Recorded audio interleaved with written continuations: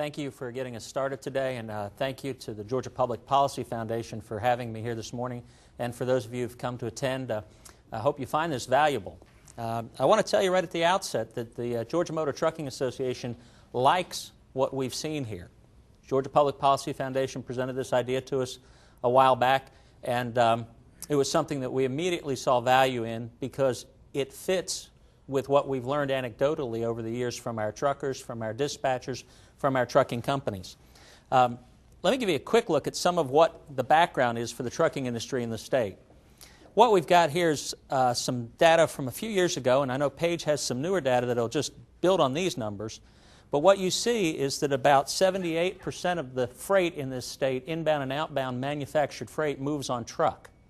That number has actually risen over the last few years so that it's north of 80%. That is just the manufactured freight. We're not talking about raw materials and other things that move around. We're also not talking about everything that moves around inside the state. This is what's inbound and outbound, what really fits this strategic vision. And what you've got here is the equivalent of about 17 million truck trips in a year. Now that sounds like a lot, but that's really only a little over one truck trip per person in Georgia, not quite 2 truck trips per person in Georgia. It's a wonder what we get done, and those trucks deliver to every part of the state and every individual in the state. And one of the things I like about talking strategically is it reminds us what a great distribution system we've got in this state. The system we've got right now allows someone in Alma or Albany or Athens to get about the same products and services as someone in Atlanta and have them delivered within just a few minutes of their home. Sometimes we don't realize how valuable that is and actually how unique it is. In the entire world, there's not a distribution system that works as well as the one we've got. And building that and improving on that is good for all of us as we go on. This I wanted to show you to give you some hard data to go with what we've been talking about. What we've got here, I'll call these watch boxes. Those are not thunderstorms or lightning strikes. Each one of those individual dots, and then there's a lot of dots piled up on each other, represents a data point of a truck. What's represented here are 22,000 trucks over about a 2-week period of time. This comes from something called the Freight Performance Measures Program, which is run by Federal Highway Administration and the American Transportation Research Institute. What it does is it scrubs data from all the satellite systems and other systems that truckers use to use GPS in their trucks, scrubs that data so we don't know what company it is or what they're hauling or anything like that, and then feeds the data through the program so we can see where trucks are actually moving.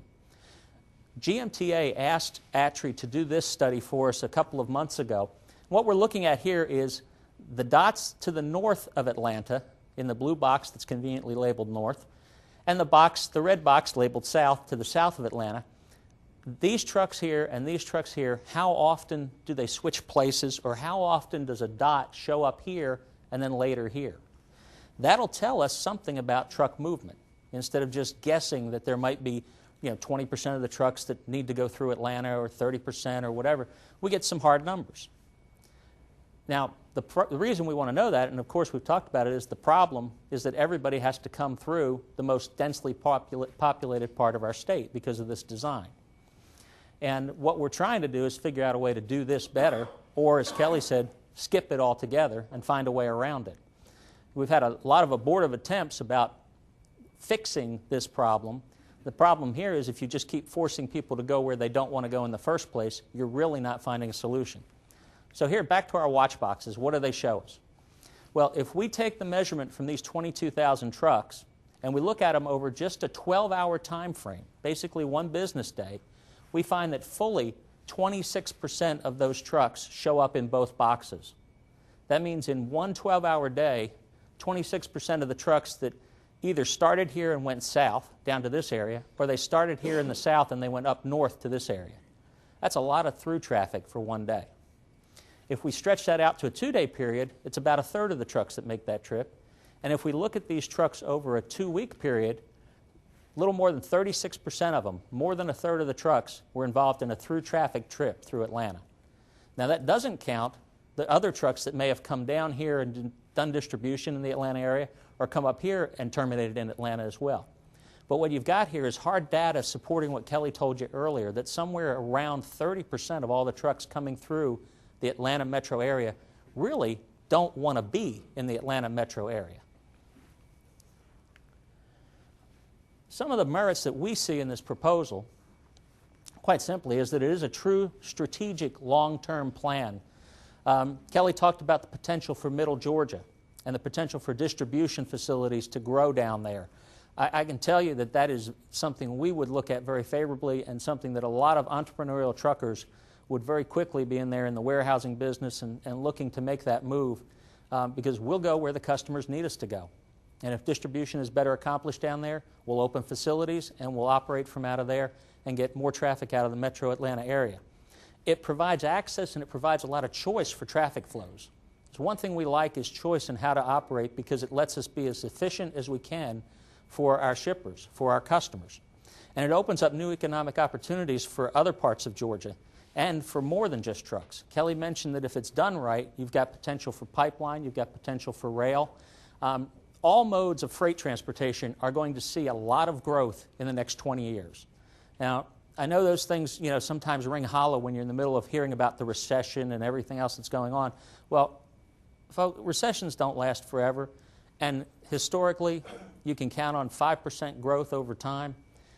You're going to see a doubling of the amount of freight that's moving within the next 15 years or so through the state.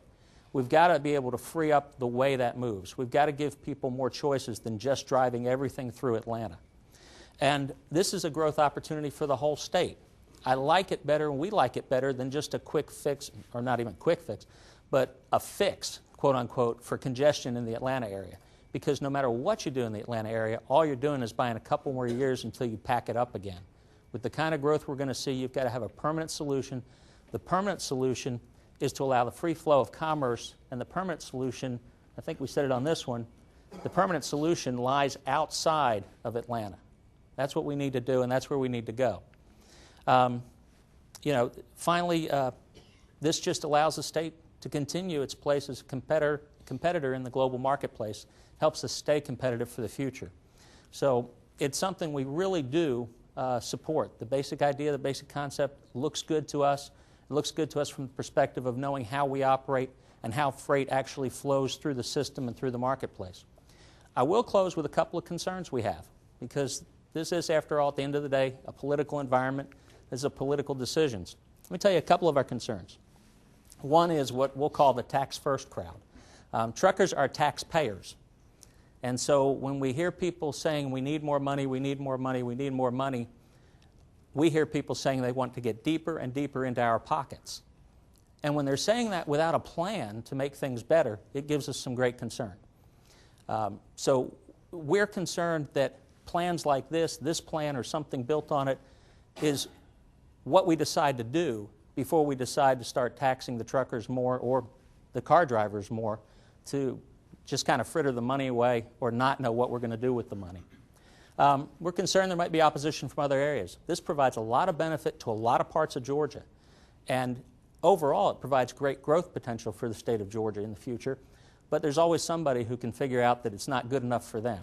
So we want to watch that and work on that and get the idea that it's something good for all of us. We want to watch how it's funded. We believe big projects need proper funding, and this, if it's conceived of as a plan or as a project, needs the funds to make it work. But it needs to be done properly, because if you don't have funding that understands how and why freight moves, you may end up actually making funding decisions that take away the benefits of what you're trying to offer. Now, to put a finer point on that, for instance, if you tried to build this system as a toll road, you would probably not see very many trucks use it, because most truckers will very quickly figure out that going through Atlanta still allows them to be more efficient than paying the high cost of tolls to fully fund that road. So we've got to find ways to tax and ways to fund projects like this that don't skew the marketplace and don't cause decisions that really shouldn't be in the marketplace. Those are the kind of concerns we have and the kind of things we want to continue to work with GPPF in developing solutions for. With that, Kelly, I'll close for now, and thank you.